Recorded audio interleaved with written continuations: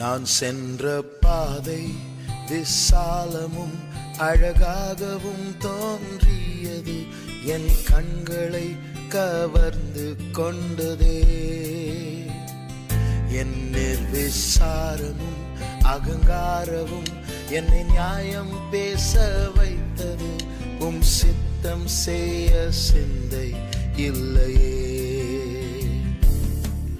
நீர் சொன்னது சரிதான் என் நாயகனே, நான் புத்தியற்று போன பாதிதான்.